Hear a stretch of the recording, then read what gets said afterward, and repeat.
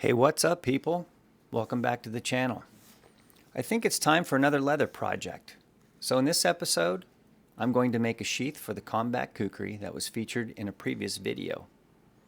Since I'm not sure how I want this sheath to look, I'm going to design it on paper first.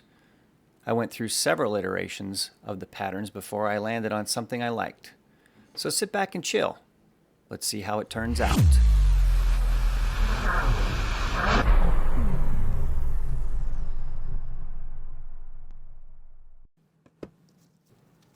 Once I've finalized the paper pattern, I'll transfer that over to some thicker cardstock, which in this case I use some folder material.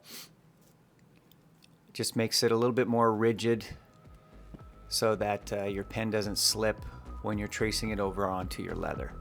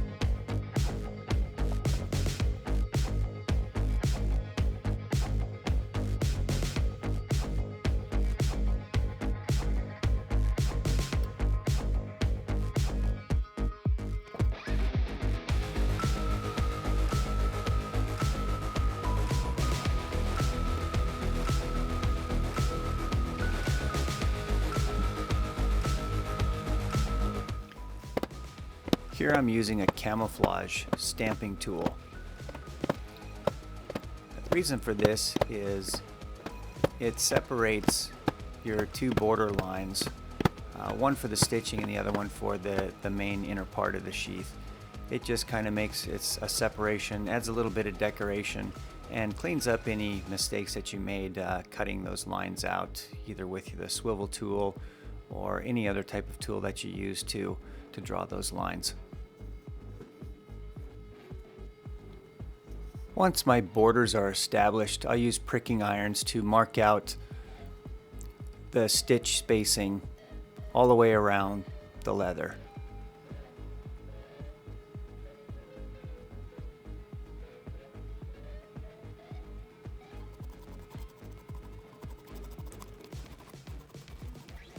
Here I'm getting ready to glue up the welts, and it's necessary to use this roughing tool on both sides of this particular leather.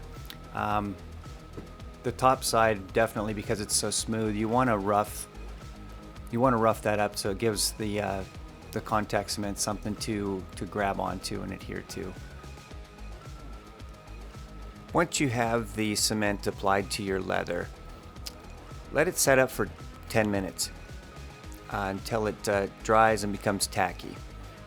It is not necessary to clamp the leather together with the wet cement. That just takes way too much time.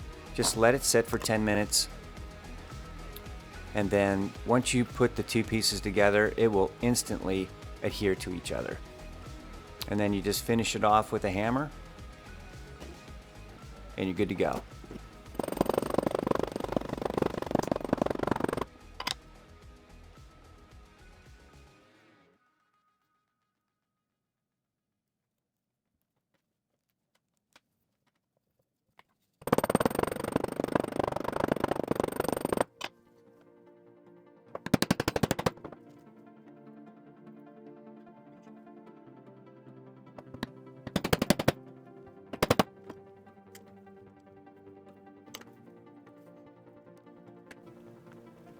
I apply neat's foot oil to the leather prior to adding the dye. It helps the dye set into the leather, makes it porous, so it soaks the dye right in, and it soaks it in evenly.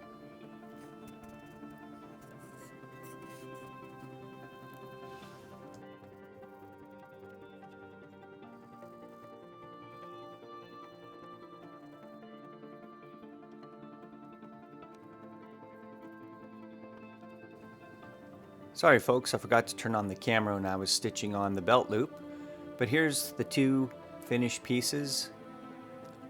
Just about ready to put them both together.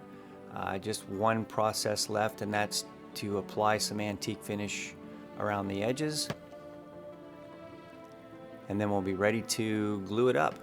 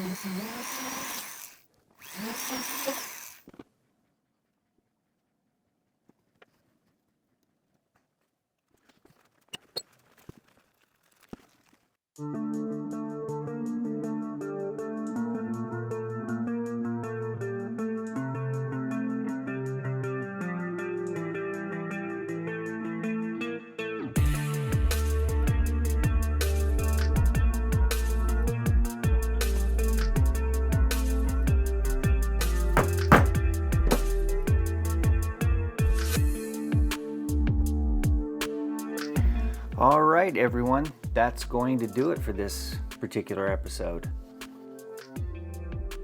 So just to recap, the sheath was constructed out of 5 to 6 ounce leather, which is around 3.5 millimeters. This particular style with the eyelets and this particular stitching took an extremely long time. There are 8 separate runs of stitching on this. One that goes all the way around, and then each one of these is a separate one. So these humps here, just to get it all to flow in, I had to do these separately, so I wouldn't have to backtrack with a bunch of different thread, because that just takes, it's a pain in the ass when you have 20 feet of thread, which is probably what it took to complete this. But when you're doing that all in one run, it takes forever. You get tangled up, and you have to do a lot of backtracking. So there's 8 separate runs on this particular sheath.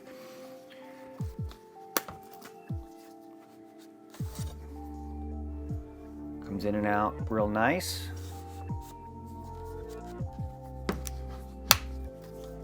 And it's also set up to where with the eyelets you can add additional paracord, wrap around, add another tech lock like the one on the back of this particular Kydex sheath for the Nomad. Add that onto this, just kind of put it into the webbing of the paracord and strap it to your pack. This can stay at your side, or you can also strap this to your pack, or you can carry them both on your side, on your hip, with a belt loop and attach the EDC to the webbing. So many options for carrying this. But anyway, I appreciate you tuning in. I appreciate your support.